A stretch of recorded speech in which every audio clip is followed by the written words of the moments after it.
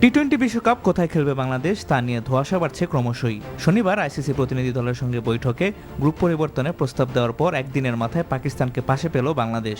পাকিস্তানের গণমাধ্যমের দাবি, আইসিসির সিদ্ধান্ত বাংলাদেশের পক্ষে না গেলে বিশ্বকাপ খেলা নিয়ে পুনর্বিবেচনার পথে হাঁটবে পিসিবি। এছাড়াও এই বিষয়ে বাংলাদেশের সরকারের পক্ষ থেকেই পাকিস্তান সরকারের সঙ্গে যোগাযোগ করা হয়েছে বলে জানিয়েছে দেশটির গণমাধ্যমগুলো। গ্রুপ পরিবর্তন হলে বাংলাদেশের সঙ্গে আয়ারল্যান্ডকে বদলি করা হতে পারে এমন সম্ভাবনা তৈরি হলেও ভারতীয় গণমাধ্যমগুলোর সূত্র অনুযায়ী এমন প্রস্তাব নাকচ করে দিয়েছে আয়ারল্যান্ডের ক্রিকেট বোর্ড।